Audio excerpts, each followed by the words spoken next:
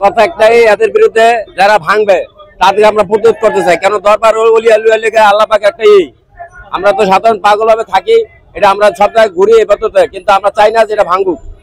আর যারা ভাঙবো, যদি বাবা যদি সত্যই থাকে তার ফলাফল পাই দেবে। কারণ এর সাথে একবার চেষ্টা করছিল, পারে নাই। এই আমজা অঞ্চলে সব নষ্ট হয়ে গেছে, ড্রাইভার নাকি রক্ত পেয়েছে। এবারও যদি হয় তা ইনশাল্লাহ বাবা গোলাপ সাহেব পরিচিত, আমি গোলাপ সাহেব আছি এখনো জীবিত। এরা ভাঙতে এরা বলে ইউটিউবে সার্চে বলে, আমরা তো এখান থেকে দেখি নাই শাসনটা। এরা বলতে আমাদের যারা আমাদের যারা আছে এরা বলতে পারবো, যারা দেখছে ইউটিউবে দেখছে তারা বলতে পারবো যে কেরা ভাঙার একটা উদ্দেশ্য শুনেছে। কিন্তু আমরা আমি শুনছি খালি ভাঙবো, আমরা এটাই শুনছি। হ্যাঁ, এই দরবার নিয়ে ফ্রেশ ক্লাব, এটা তো আমি তখন ছিলাম অন্য জায়গায় ছিলাম। আমি বললাম ফ্রেশ ক্লাব মিটিং এ, আমি আরেক জায়গায় গেছিলাম, ওটা আমি মিটিংটা দেখি নাই। হ্যাঁ, আমি এই জায়গায় আসলাম আগে। আমি আগে দরবার আরে কথা আগে আমরা জায়গায় ছিলাম, দরবার সব আমরা ধুইতাম। এখন তো আমি এক লাইনে কাজ করি, আমি অসার লাইনে কাজ করি। মানে আমি ময়লা হাতে ভাত খাই, ডাইরেক্ট কই বলছেন আমি তো মাজার করি, ঠিক আছে। আমি দরবার হাতে ভাত দরবার দুইছি, আমি কিছু করছি, আমি কিন্তু 10 টাকা চাই খাই না। আমি নিজে গুয়াতে ভাত খাই, আমি পঞ্চ খাওয়াই, কিন্তু আমার আসেই যাই সব সময়। আমি এই জায়গায় ছোট থেকে আমি এই জায়গায়, যখন এটা মাটি ছিল তখন আমরা পানি, বৃষ্টি এসে পানি জমছে, পানি ইচ্ছি, দরবার লিখছি, আমি তখন থেকে কিন্তু আমরা এই জায়গায়। যেহেতু আসলে গোলাপ শাহ তার আপনি একদম ভক্ত, নামাজ পড়া হয় কিনা ঠিক মতো?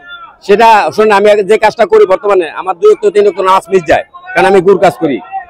নামলে একটা কাজ করলে কাজটা 5টা পর্যন্ত আমার কাম, ওই টাইমটা আমার মিস যায়, 2 অক্ত মিস যায়। এটা আমি সত্য বুঝে, এটা আর কিছু বলার কিছু নেই। এই জায়গায় আমি ময়লা কাজ করি, ওখানে আমার 2 অক্ত মিস যাইতে পারে, আমি গুয়াতে ভাত খাই।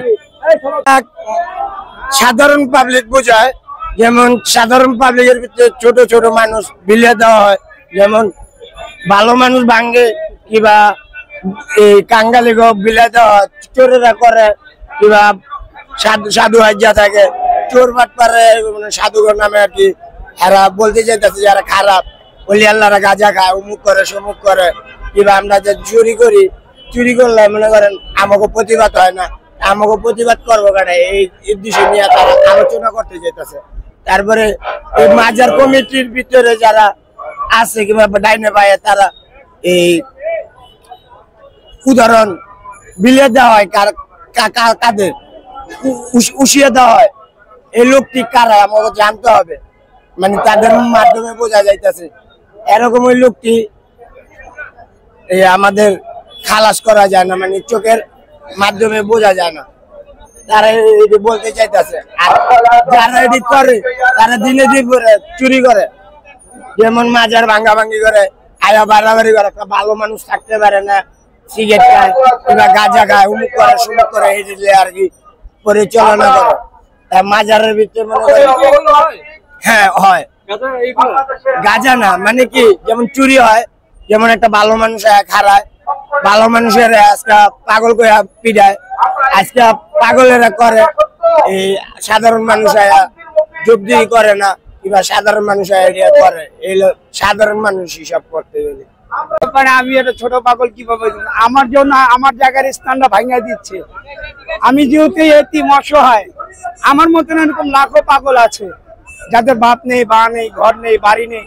পাগল কিভাবে আসে কেউ জানে না, পাগল কে কোথা থেকে কিভাবে উদযাপন, কার ভিতরে কি আছে কেউ বুঝতেও পারে না। অথবা শুরুয়াত বলতে গেলে অনেক কথা যাবো আমার দ্বারা সম্ভব নয়, তাহলে অথবা আমি আর কি বলবো ভাই। আসসালামু আলাইকুম, এতটুকু।